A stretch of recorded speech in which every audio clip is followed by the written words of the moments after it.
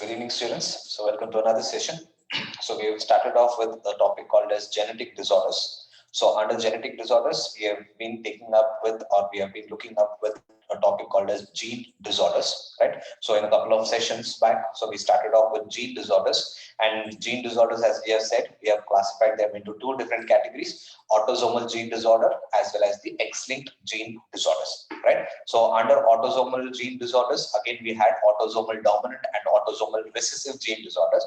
And similarly, with regards to X-linked X-linked gene disorders, again, we have two different categories under that: autosomal dominant X-linked disorder as well as the recessive X-linked disorder, right? So till the previous session, we had completed with autosomal dominant, autosomal recessive, as well as X-linked dominant disorder. So these three categories we have taken up till the previous session, right? And if you could recollect, in the previous session also, we just gave you some introduction with regards to X-linked recessive disorders, right? I told you two important characteristics what you need to remember with regards to X-linked recessive disorders, right? So quickly going through those two things. The first one, what we said was, in case of X-linked recessive disorders, what exactly is happening here? There is a recessive mutation which is seen in the genes that are located on the X chromosome, right? So there is some sort of recessive mutation seen in the genes that are located on the X chromosome, right? So I told you to remember two important things. First one, in recessive mutation, that is X-linked recessive mutation, number one, males are said to be more affected compared to that of females, right? So that was the first thing what you need to remember. Males are said to be most affected, or rather mostly affected compared to that of females. I to give you the reason also why males are mostly affected than the females, because in females they have two X chromosomes, X and X, whereas in case of males we have one X and one Y chromosome. So one single mutation on the gene located on the X chromosome would be sufficient for the expression of that disease in case of males. Whereas in case of females, since there are two X chromosomes, two mutations are required, only then the disease would be expressed in case of females. So that's the reason why we say males are said to be more affected compared to that of females. Right, so that was the first thing what we said. Second thing what I told you is, in case of X-linked recessive disorders, right? So they follow an inheritance pattern which is called as crisscross inheritance pattern, right? So this crisscross inheritance pattern is again a characteristic feature of X-linked recessive disorder. So we also saw what is that crisscross inheritance pattern also in the previous session, right? So we took up one example where I said that the parent will transmit that particular disease to the grandchildren of the same sex, right? That's what we have said in the previous session, right? So the parent will transmit the disease or disorder to the grandchildren of the same sex through the offspring of the opposite sex. So that's what is happening in case of X-linked recessive disorder. So we just gave up, I just gave you one example also, right? I told you that if father is affected, right, so the father will start passing on that disease to the grandson through the daughter, who is actually considered a carrier, right? So that is what we called it as crisscross inheritance pattern.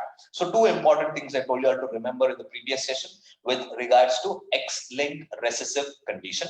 Number one, males are said to be more affected compared to that of females.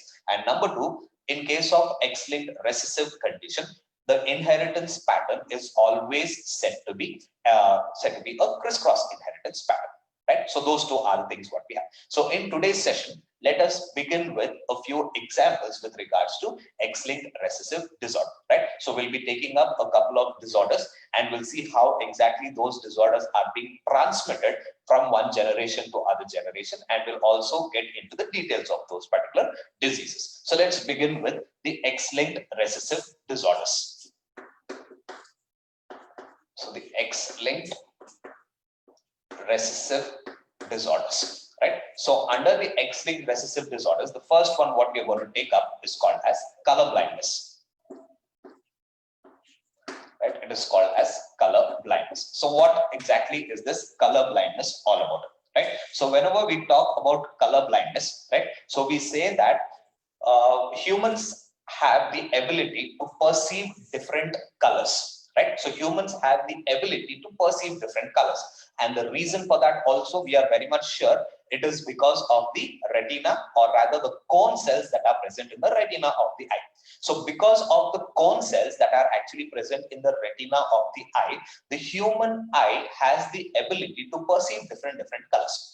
And remember, the perception of different colors is completely genetically controlled, right? It is under the control of the genes, mostly that are located on the X chromosome in case of individuals. Right? So if an individual will not be able to differentiate different colors, right? So that condition we start calling it as color blindness, right? So if a particular individual does not have the ability to differentiate different colors, that sort of a condition, genetic disorder, we start calling it as color blindness. Right? So what exactly is happening in color blindnesses? Majorly, there are two different types of color blindnesses that are actually present. One is called as protanopia, right? So one is called as protanopia, right? So protanopia is actually considered as red color blindness, right? So this is referred as red color blindness. And the other one is called as deuteranopia.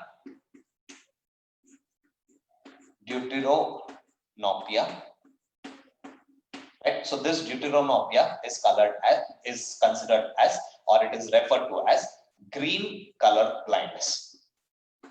Right? So two different types of blindnesses have been, or color blindness rather, have been identified in case of humans. One is called as protanopia, right? And the other one is called deuteranopia. So protanopia, what exactly is happening here? This week start calling it as red color blindness, whereas deuteranopia is considered as green color blindness. So these sort of individuals, they'll not be able to differentiate red color and green color. Right? So red color perception as well as green color perception is again controlled by the genes which are located on the X chromosome. So any sort of mutation in these particular genes which are located on the X chromosome would lead to the condition called as protanopia as well as deuteranopia, which is mostly seen in case of males rather than the females, because we have already said why it is males and more and why it is less in case of females. Again, since males have only one X chromosome, one single mutation would be sufficient to express this sort of a disorder.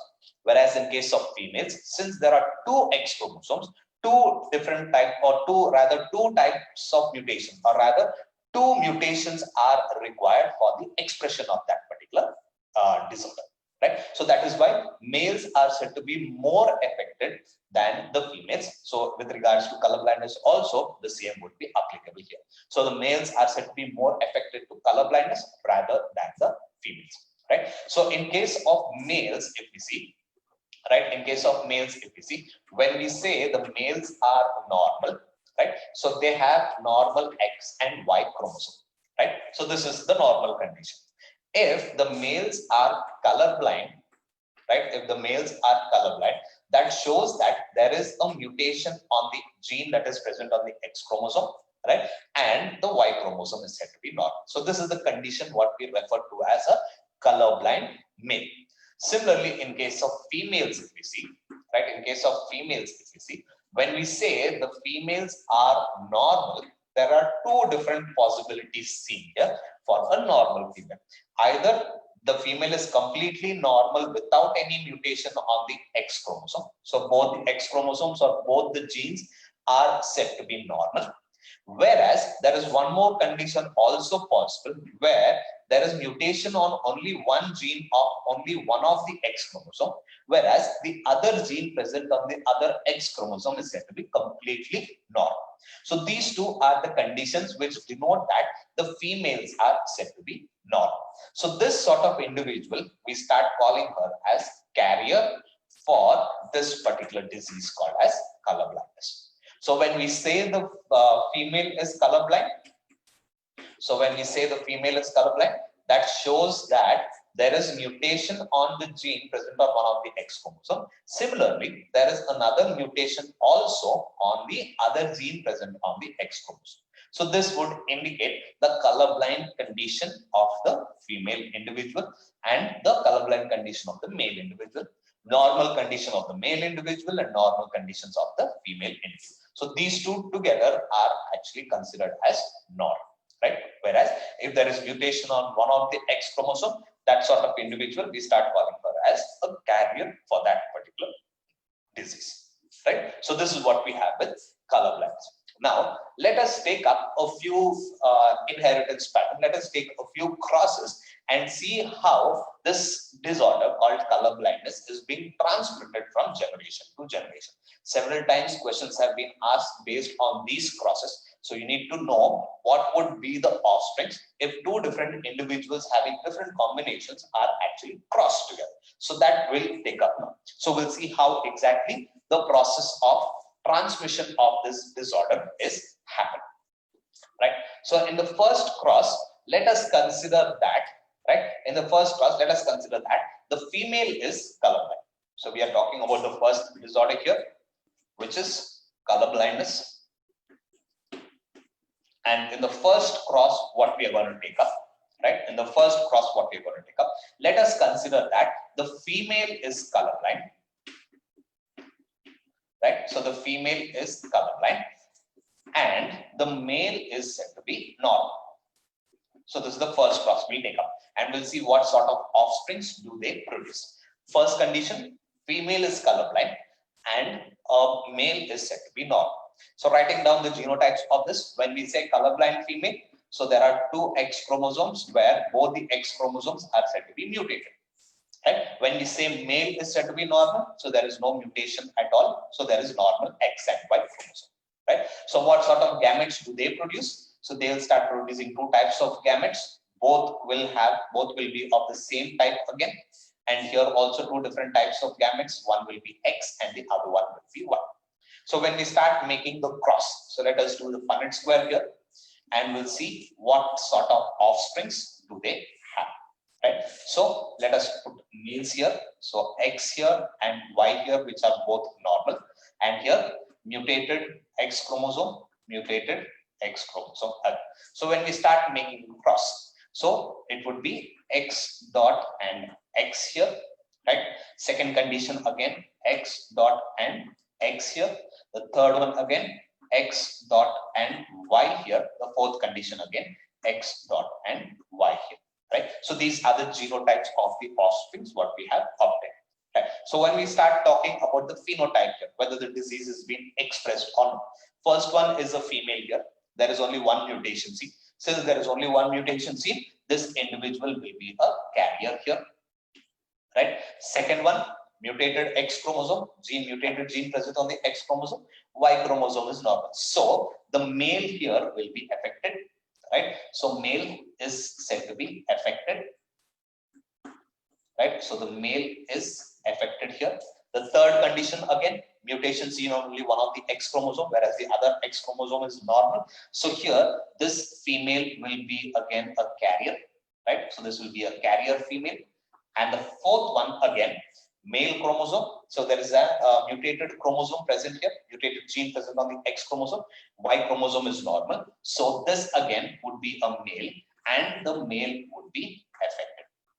So these are the offsprings which are obtained. So when a colorblind female marries a normal man, in their offspring, all of the daughters are said to be carriers. Right? None of the daughters are said to be colorblind. Right? So these are the things what you need to remember. All of the daughters are said to be carriers. Talking about the son, all the sons are said to be affected. So all the sons are said to be carriers. So initially, what did we make a process? Colorblind female, when marries a normal man, right? All the daughters in their offspring are normal, provided they are carriers. And all the sons are said to be affected. Right? So these things what you need to remember. So this is the first type of cross what we have. Right? So things what you need to remember is when a female is colorblind and a male is normal, and when they are crossed together, right? So in their offsprings, right, in their offsprings, here we have got 4 offsprings, 2 are daughters and 2 are sons. Both the daughters are said to be unaffected and both the daughters are said to be carriers, whereas both the sons are said to be affected. So the type of questions what you'll be getting from this is, they'll give you the same thing. When a female colorblind marries a normal male, right, what percentage of female offsprings are said to be colorblind? So those are the types of questions what you'll get. So if that is the question, what percentage of female offsprings are colorblind? None of them, it would be 0. Now, what percentage of female offsprings are said to be carriers? What percentage of female offsprings are carriers? Here, females are 2. Both of them are carriers. So the answer here would be 100% of the females are said to be carriers. One more option also you'll be getting. What percentage of offsprings are carriers? Try to understand this, right? In the previous session, in the previous thing, we said that what percentage of female offsprings are carriers? If that is the case, 100% of the female offsprings are carriers.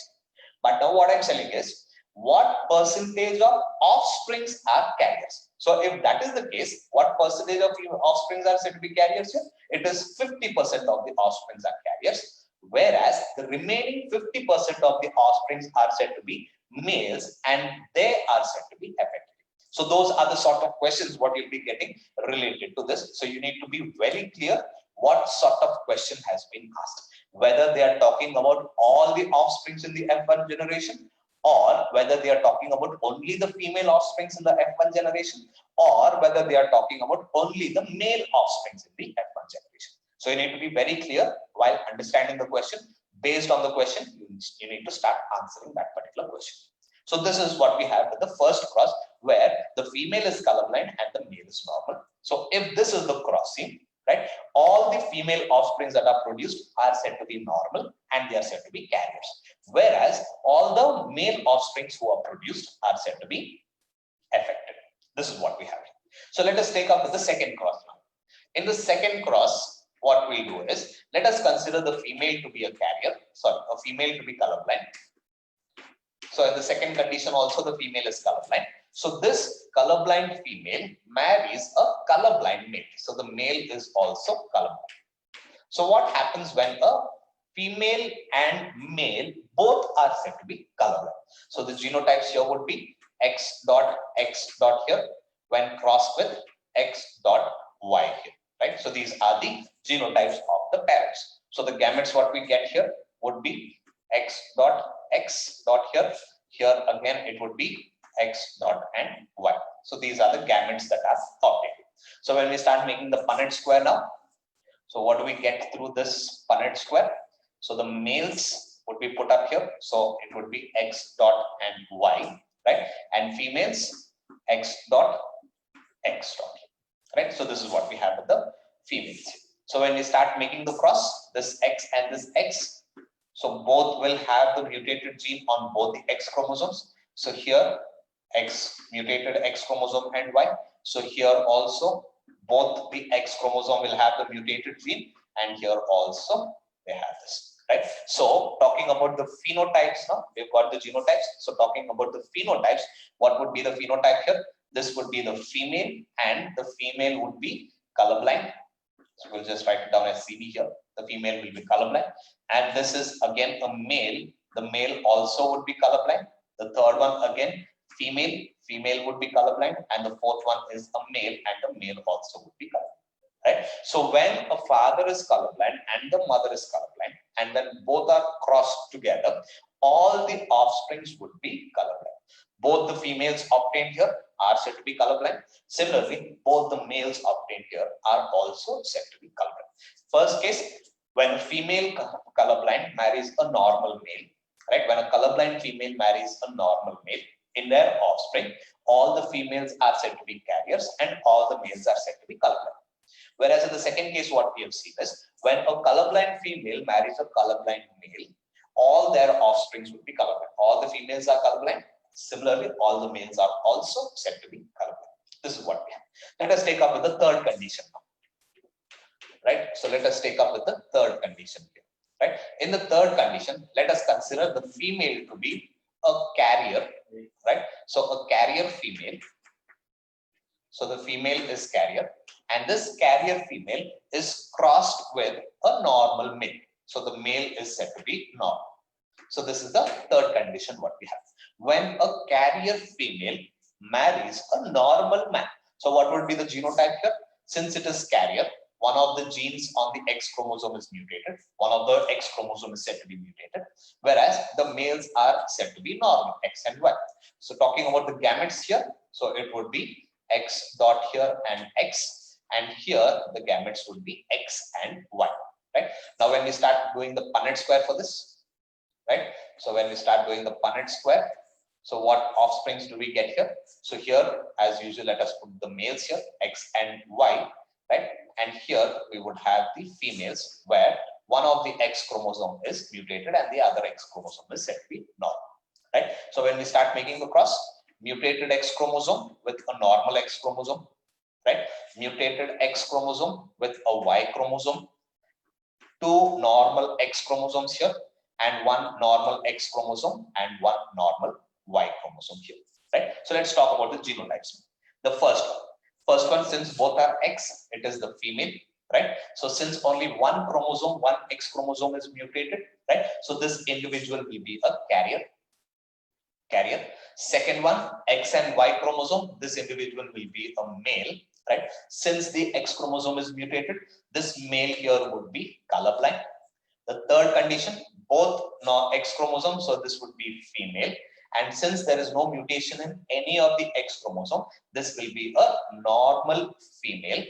And the third condition, X and Y chromosome, male. And since there is no mutation, the male would be normal. So this is the condition seen in the third case. So when a carrier female marries a normal man, in their offspring, one female is said to be carrier, another female is said to be normal. One male is said to be colorblind, that is affected. The other male is said to be normal. Right? So how do we start interpreting this? So when we first talk about the female individuals, right, 100% of the females are said to be normal. Right? Number one, what you need to make a note is, in this condition, when a female is a carrier, when a carrier female marries a normal man, 100% of the female offsprings are said to be normal. And again, under that, you need to remember that 50% of the female offsprings are carriers and 50% of the female offsprings are said to be normal. Getting it? Right? So we are talking here only about the females here, female offsprings. So when we talk only about the female offsprings, right, 100% female offsprings are normal. Under that, you need to remember 50% of the female offsprings are carriers, 50% of the female offsprings are said to be normal. Second condition, let us talk only about the males here now. When we talk only about the males, 50% of the males are said to be colorblind, 50% of the males are said to be normal. 50% of males colorblind, 50% of the males normal. When we talk about the third condition, we are considering all of the offsprings together. So when we consider all the offsprings together, 50% of the females or 50% of the offsprings are said to be carriers. 25% of the offsprings are said to be colorblind. 25% of the male offsprings are again said to be normal. So that's how we start interpreting what would be the condition seen in case of females. So based on what sort of a question has to ask, you need to identify whether they are asking only about the females or whether they are asking only about the males or whether they are asking only or complete offsprings. Right? So this is the third condition what we have. Right? Now talking about the fourth condition, right? So let us do the fourth condition here, right? So this is the fourth condition, the last condition. So when we talk about the fourth condition, we are considering that the female is carrier again. The female is carrier and the male is colorblind.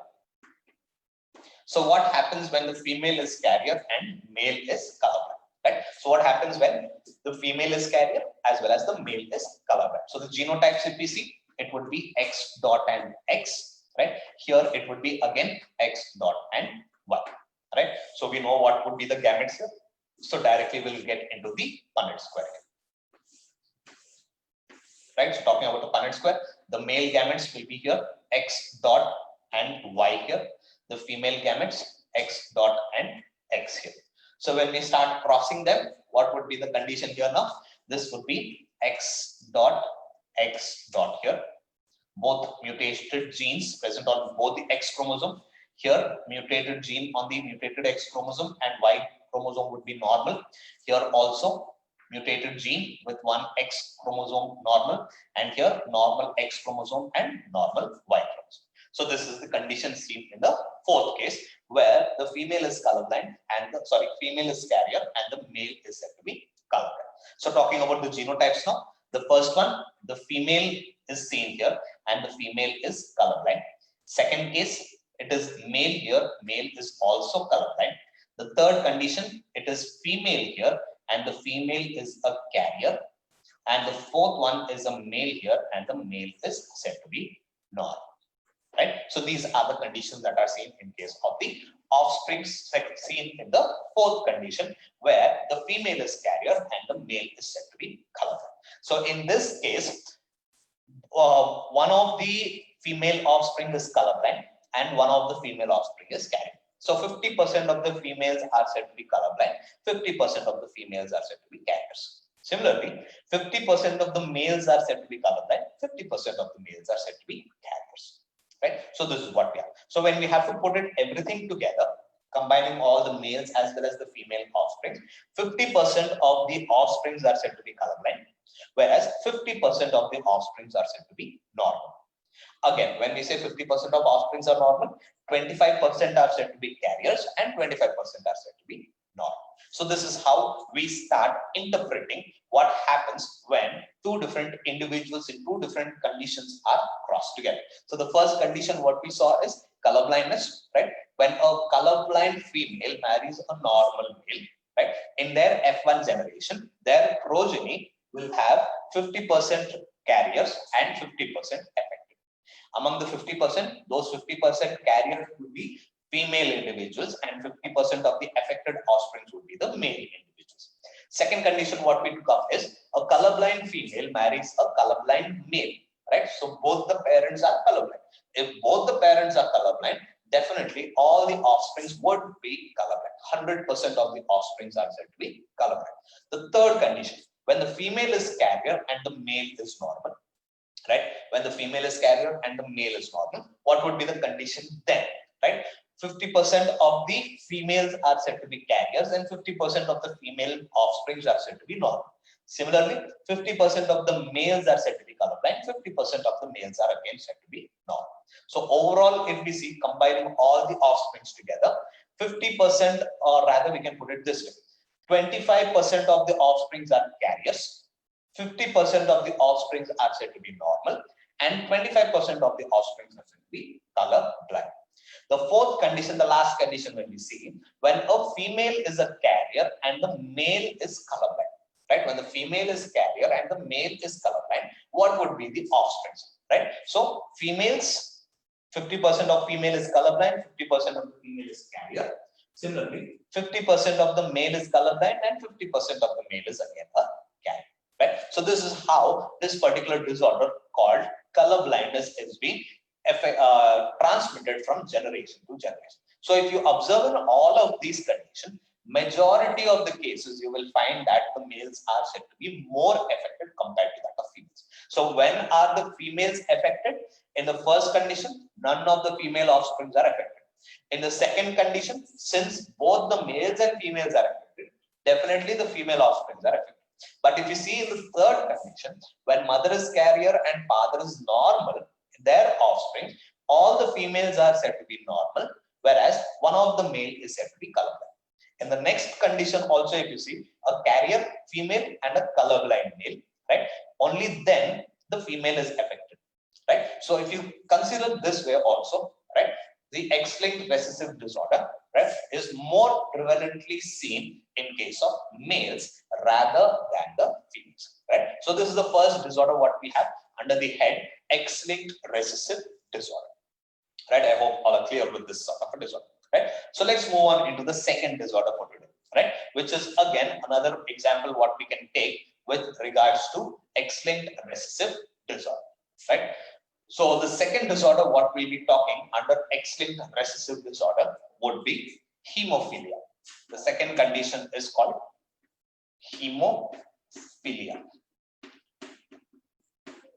Right? So hemophilia is also considered a X-linked recessive disorder, and they also follow the same pattern with regards to color blindness what we have seen. Number one, males are said to be more affected compared to that of females, and number two, they follow a crisscross pattern of inheritance. So you can just keep up the same conditions even in case of hemophilia also. So later on, you can just make the crosses and check how exactly this particular disorder is being transmitted to the offspring. Just like what we saw in the first condition, we saw that the female was colorblind and the male was not. Similarly, take up with the condition called hemophilia. Female is hemophilic and the male is normal. What would be the condition? Second case again, female is hemophilic and male is also hemophilic. What would be the condition? All the offsprings would be hemophilic. The third condition, female is a carrier and male is a normal. What would be the condition here again? All the females would be normal. One of the male, 50% of the male would be hemophilic and 50% of the males would be normal. In the fourth condition, female is carrier and male is again hemophilic. What would be the condition there? 50% of the females would be hemophilic, 50% of the females would be carrier. Similarly, 50% of the males would be hemophilic and 50% of the males would be normal. So you can just apply the same crosses even for this also. Okay, so let's get into the details of this hemophilia. What is this hemophilia?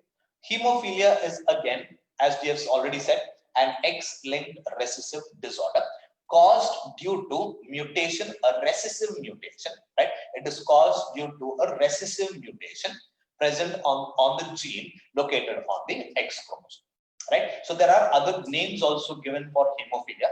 We'll take down the names, then we'll get into the details of this. So the other name which is given for hemophilia is, it is also called as bleeder's disease. Right? It is also called as bleeder's disease. Now, what does this bleeder's disease mean? Bleeder's, it is something to do with bleeding, right? So what happens whenever there is some sort of injury to our body, right? Whenever there is some sort of injury to our either tissues or any cells in the body, what happens is usually there is breakage of the blood vessels, as a result of which the blood will start oozing outside, right? So that we start calling it as bleeding. But what happens once the bleeding begins? There is a cascade mechanism occurring inside our body, what we start calling it as blood clotting mechanism. So within a few minutes of bleeding, the blood will start undergoing a process called as coagulation, or it undergoes a process called as clotting, as a result of which the moving of the blood outside the body or loss of blood from the body is highly prevented. Right? So one of the important mechanisms that occurs in our body is this process of coagulation or the process of blood clotting, because of which whenever we start facing some sort of injuries, whenever there is an open wound seen, within a very less time, the wound will be completely sealed because of this cascade mechanism that happens in our body, which is called as blood clotting mechanism or blood coagulation mechanism. Right. Now, in this sort of a disorder, that is hemophilia or bleeder's disease, why we call it bleeder's disease is, we know that for blood clotting to occur, there are certain clotting factors, there are certain proteins present in our body, what we call them as blood clotting factors. So there are different types of blood clotting factors, where all of these blood clotting factors are completely involved in this series of reaction that we call it as a cascade of reaction, and they bring about the process called as blood clotting. So in this condition, what is happening is, because of a recessive mutation, right, mutation in the gene which codes for the clotting factors, right? So what is happening in hemophilia? There is mutation in the gene which codes for the protein called as the clotting factors. Now, since there is mutation in the gene coding for blood clotting factors, what would happen now? Blood clotting factors are not being produced. Now, what would happen if the blood clotting factors are not produced? The process of blood clotting does not occur. Now, what happens if blood clotting does not occur? There is no clotting happening. So, whenever there is some sort of injury to the body, the blood will start oozing outside. So there is heavy loss of blood happening. Now, because of this heavy loss of blood, what would be the ultimate outcome of it? It can lead to complete loss of blood from the body, ultimately leading to the death of the person. That is the reason why we start calling it as bleeder's disease. Right? So hemophilia is associated with the X-linked recessive disorder condition. Right? It deals with, or it is associated with, the recessive mutation that occurs in the genes coding for the blood clotting factors. As a result of which there is no blood clotting happening, because of which there is bleeding happening, as a result of which complete loss of blood happens, complete blood, whatever is there in the body, starts oozing out of the body, leading to the death of the person. That's the reason why we call it as bleeder's disease. There is one more name given for this disorder, right? It is called either hemophilia or bleeder's disease, or it is also called as royal disease. It is also called as royal disease. So why it is called as royal disease is, it is usually seen in the royal families of England, right? It is seen in the royal families of England. That's the reason why we start calling it as royal disease. It was identified that Queen Victoria of England was acting as a carrier for the transmission of this particular disease. It is usually seen running in the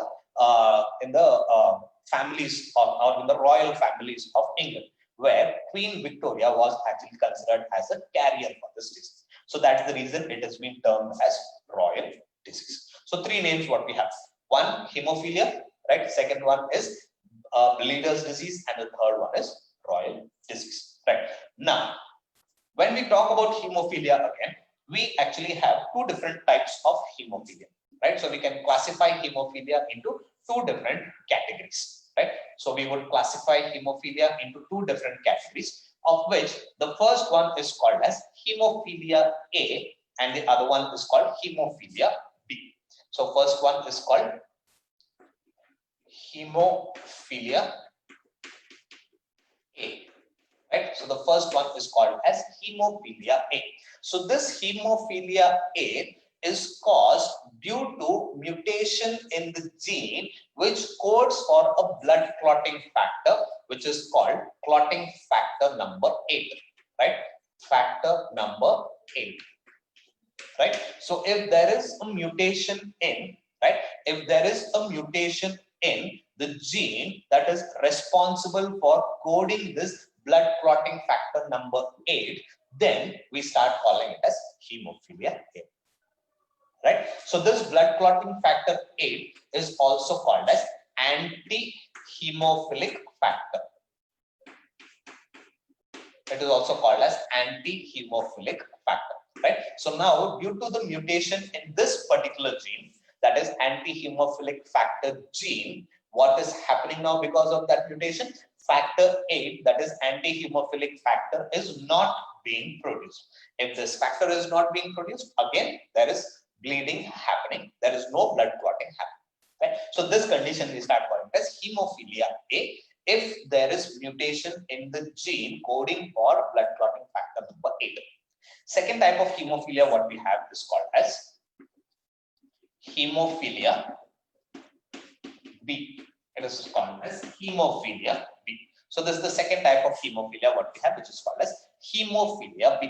So this is again caused due to mutation in a gene which codes for blood clotting factor, factor number 9.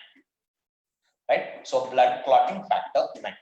Right? So mutation in this blood clotting factor number 9 leads to this condition called as hemophilia B. So blood clotting factor 9 is also called as plasma thromboplastin. Plasma thromboplastin complex. Right? It is also called as plasma thromboplastin complex, simply referred to as PTC. Right? So this is the other name what we have for factor number 9. It is called as PCT, plasma thromboplastin, or there is one more name also given for it. It is also called as Christmas factor. Christmas factor. So a mutation in this particular gene coding for factor number 8, 9 or plasma thromboplastin complex or the Christmas factor would lead to the condition called as hemophilia B. Again, in this condition also what is happening? Because of the mutation in this gene, this factor is not produced. Since this factor is not produced, the blood clotting mechanism is being completely stopped or it is delayed, because of which there is complete loss of blood from the body happening. So due to complete loss of blood over a period of time, if this continues again, right, it would completely lead to the death of that particular individual as well. Right? So this is what. Now, since it is due to the mutation of this factor called Christmas factor, this disease is also called as Christmas disease, right? So hemophilia A is also referred to as Christmas disease, right? So this is the second disorder what we have under the X-linked recessive disorder. So let's move to the third disorder what we have. Right? Let's move to the third disorder, right? So the third disorder is called as Duchenne muscular dystrophy, right? It is referred to as DMD. So the third disorder what we have is called as Duchenne muscular dystrophy. Right? It is referred to as Duchenne muscular dystrophy, simply abbreviated as DMD. Right? Duchenne muscular dystrophy or DMD. Now, Duchenne muscular dystrophy or rather DMD is also considered as an X-linked recessive disorder. Again, it is because of a recessive mutation seen on the gene that is located on the X chromosome. Right? So what happens in this particular condition here is there is a mutation in the gene called as DMD gene. Right? So there is a mutation in this particular gene which is called as DMD gene, which is located on the X chromosome. Now, what does this particular gene do?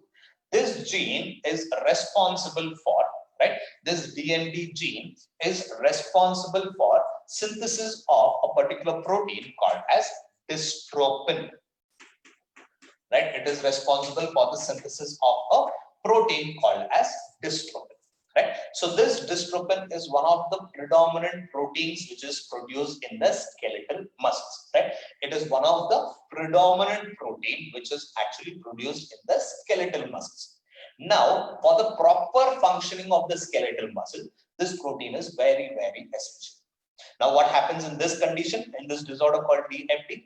There is mutation in this particular gene called as DMD gene. Now, because of this mutation, what would happen? This protein, dystrophin, is not being produced. Now, what happens if dystrophin is not produced? There would be some sort of deterioration of the muscles happen. There is deterioration of muscles happen. Right? So the muscles, skeletal muscles would start becoming weaker. It would start losing its mass, as a result of which it would completely lead to the degeneration of the skeletal muscles. So once there is degeneration of the skeletal muscles, we will not be able to do any sort of work. And usually the individuals who suffer from this sort of a condition will usually die at the age of around 15 to 16 years of age. Right? Because of severe deformities that is seen in the skeletal muscle. Right? So this is another X-linked recessive disorder what we have, which is called as Duchenne muscular dystrophy, called as DMD, caused due to mutation in the DMD gene, which codes for a predominant skeletal muscle protein, which is called as dystrophin. So due to this mutation, dystrophin protein is not being produced, as a result of which it would lead to deterioration of the muscles, to which or due to which the individuals suffering from this sort of a disorder would usually die around the age of around 15 to 60. Right? So this is what we have, an X-linked recessive disorder. So three different disorders what we have seen today, right, with regards to X-linked recessive condition. One is called color blindness, second one hemophilia, and the third one is Duchenne muscular dystrophy. Right? So with this, we'll be done with our topic called as gene disorders or Mendelian disorders or inherited disorders. So we took up with different categories under that. So we went on with autosomal disorders, autosomal dominant and autosomal recessive disorders. Then we took up with X-linked disorders, X-linked dominant and X-linked recessive disorders. So with this, we'll be completely done with our topic called gene disorder. Right? So in the next session, let's begin with something called as chromosomal disorder. So under chromosomal disorders, we have two different categories. If you could recollect the classification, what we saw, one is autosomal chromosomal disorder, and the second one is allosomal chromosomal disorder, right? So those disorders will start picking up in the next session.